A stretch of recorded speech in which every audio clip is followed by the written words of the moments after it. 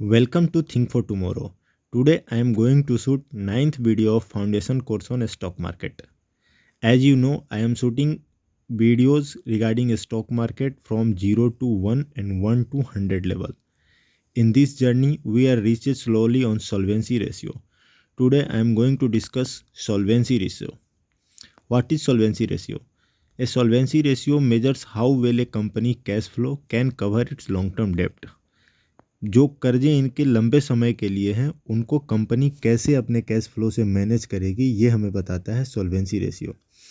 Solvency ratio are a key metrics for assessing the financial health of a company and can be use to determine the likelihood that a company will default on needs डेप्ट. Solvency ratio हमें ये बताता है क्या company के पास जो कर्जा है वो आगे ये कंपनी डिफ़ॉल्ट कर सकती है, इनकी बैलेंस शीट कैसी है, इनका कंडीशन कैसा है. अगर ये और सबसे मेजर चीज़ ये होती है ना, जो रिसेशन के टाइम जिस बहुत सारी कंपनियां कर्जे की वजह से डूब जाती हैं, बंद हो जाती हैं, जैसे बिग बाज़ार, इसका किशोर बियानी जी का फ्यूचर जो ग्रुप था वो सबसे बड़ा एग्जांपल है. उन्होंने अपने डेप्ट को मैनेज नहीं कर पाए जब कोविड हुआ. तो how many solvency ratio? Solvency ratio mainly 5 हैं. डेप्ट टू इक्विटी, डेप्ट to asset, interest coverage ratio, ICR, current ratio, quick ratio. यहाँ से हम वन बाय वन डिस्कस करेंगे. फर्स्ट, डेप्ट टू इक्विटी रेशियो. ये बताता है हाउ मच डेप्ट अगेंस्ट इक्विटी.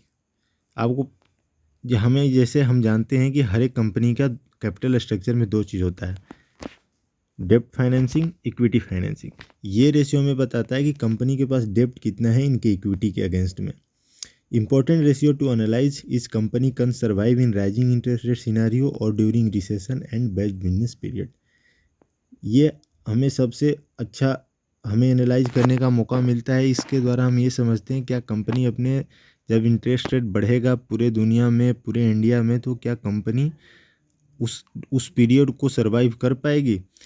इसका कैलकुलेशन जल्दी से देख लेते हैं. तो कैलकुलेशन जैसा नाम है वैसा ही काम है. डेप्ट टू इक्विटी रेशियो वैसे ही करना है, टोटल डेप्ट डिवाइडेड बाय टोटल इक्विटी. डेप्ट टू इक्विटी में जो पॉइंट हमें रिमेंबर करने वाले हैं वो ये इस प्रकार हैं. D should be less than 1. हमेशा डेप्ट टू इक्विटी रेशियो 1 से कम होना चाहिए. 1 क्यों नहीं होना चाहिए? जो कैलकुलेशन है आप डेप्ट को अपने इक्विटी से डिवाइड कर रहे हो, 1 तो तभी होगा ना जब डेप्ट इक्विटी इक्वल हो जाएगा, और 1 से ज़्यादा तब होगा जब आपका डेप्ट इक्विटी से ज़्यादा होगा. तो फिर ये खतरनाक चीज़ है. इसलिए हमें हमेशा D 1 से कम होना चाहिए. मेरे हिसाब से तो D 0.5 होना चाहिए, या D होना ही नहीं चाहिए. कंपनी डेप्ट फ्री होना चाहिए. Lower the D bigger the opportunity. Same story, जितना कम D होगा उतना अच्छा बात है. अगर हाई D है, इन high D case D should be decrease gradually year by year. अगर डेप्ट टू इक्विटी हाई है 1 से 2 के बीच में ही है, तो ये ईयर बाय ईयर कम होना चाहिए. कंपनी अपना कर्जा कम कर रही हो ये ज़रूर होना चाहिए, नहीं तो हमें इग्नोर करना है.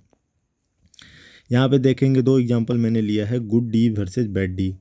गुड डी में मैंने एग्जांपल टाटा कंसल्टेंसी का जो इस तरफ है, इनका देखिए डेप्ट टू इक्विटी रेशियो 2019 के थर्ड क्वार्टर में 0 अब मतलब इनका कभी डेप्ट फ्री कंपनी है तो 0 ही रहेगा.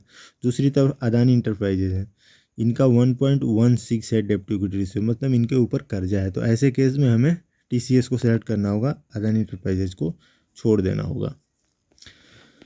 Where to find the ratio?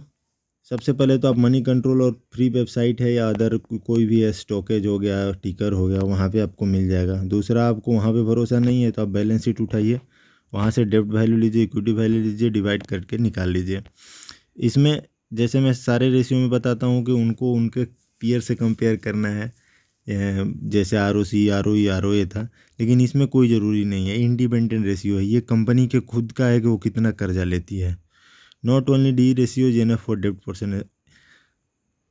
यहाँ तक आप समझ गए, लेकिन हाँ, सबसे बड़ा चीज़ है कि केवल डी रेशियो देख कर ना हमें कंपनी का ये पता नहीं कर लेना है कि D 1 से कम है, जैसा कि सारे रिटेल पब्लिक करते हैं कि D 1 से कम है, चलो काम हो गया, अब सेलेक्ट कर लेने. इसके अलावा और भी सारी चीज़ें हैं, ICR, जो हम आगे की वीडियो में देखेंगे.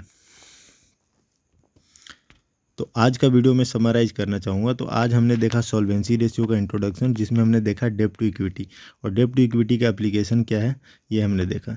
If any request please comment, I will if any question तो रिक्वेस्ट है, please comment, I will try to reach out you. Thank you for watching this video.